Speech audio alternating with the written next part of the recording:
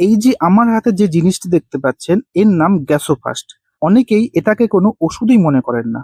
আবার অনেকেই মনে করেন এটা যেহেতু জলে গুলে খেলেই কয়েক মিনিটের মধ্যে আরাম দেয়, তাই ইচ্ছা মতো খেলেও কোনো সমস্যা নেই। কিন্তু সত্যিই কি বিষয়টা এত সহজ? গ্যাসোফাস্ট কি সম্পূর্ণ নিরাপদ, নাকি অতিরিক্ত ব্যবহারের ফলে শরীরে কিছু গুরুতর ক্ষতিকারক প্রভাবও পড়তে পারে?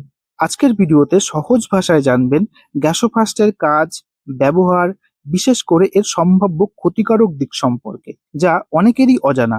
প্রথমেই জেনে নেওয়া যাক গ্যাসোফাস্ট আসলে কি। এটি মূলত একটি দ্রুত কাজ করা অ্যান্টাসিড জাতীয় পাউডার, যা জলে গুলে খাওয়া হয়। এটি সাধারণত অম্বল, বুক জ্বালা, বদহজম, অতিরিক্ত গ্যাস, পেট ফাঁপার মতো সমস্যায় সাময়িক আরাম দিতে ব্যবহৃত হয়। বাজারে এটি জিরা এবং অন্যান্য আরও ফ্লেভারে পাওয়া যায়, তবে ফ্লেভার বিভিন্ন হলেও মূল উদ্দেশ্য একই: অতিরিক্ত অ্যাসিডের কারণে অস্বস্তি থেকে দ্রুত আরাম দেওয়া। এবার প্রশ্ন হলো, এটি শরীরে কিভাবে কাজ করে? বিষয়টা খুব সহজ। আমাদের পাকস্থলীতে খাবার হজম করার জন্য অ্যাসিড তৈরি হয়, কিন্তু কখনো কখনো এই অ্যাসিড বেশি হয়ে গেলে বুক জ্বালা, টক ঢেকুর বা অম্বল শুরু হয়। গ্যাসোফাস্ট জলে গুলে খাওয়ার পর পাকস্থলীতে অতিরিক্ত অ্যাসিডকে কমিয়ে দিতে সাহায্য করে, তাই কয়েক মিনিটের মধ্যেই আরাম অনুভূত হয়। এই কারণেই এটি অম্বল, বদহজম, গ্যাস জমে পেট ভারী লাগা বা অতিরিক্ত খাওয়ার পর যে অস্বস্তি হয় তার থেকে দ্রুত উপকার দিতে পারে। তবে মনে রাখবেন, এটি রোগের মূল কারণের চিকিৎসা করে না, শুধু সাময়িকভাবে উপসর্গ কমায়।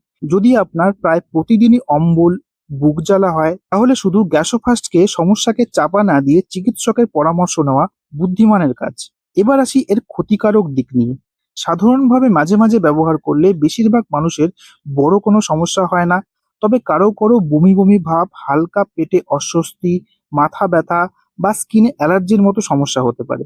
এর চেয়েও গুরুত্বপূর্ণ বিষয় হলো গ্যাসোফাস্টের মধ্যে প্রচুর পরিমাণে সোডিয়াম থাকে, তাই এটি বারবার বা প্রতিদিন খাওয়ার অভ্যাস করলে শরীরে অতিরিক্ত সোডিয়াম জমতে পারে। এর ফলে অতিরিক্ত পিপাসা লাগা এবং ইলেকট্রোলাইটের ভারসাম্যের সমস্যা হতে পারে।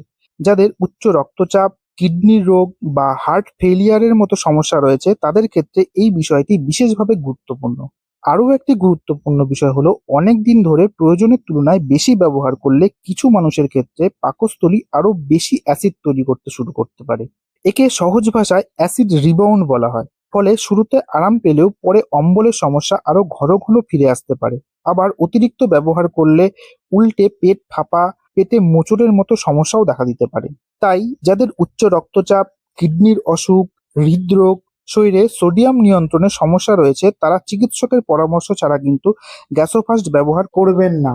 এছাড়া গর্ভবতী বা স্তন্যদানকারী মায়েরা এবং যারা নিয়মিত অন্য কোনো ওষুধ খান, তারাও ব্যবহারের আগে অবশ্যই চিকিৎসকের পরামর্শ নেবেন।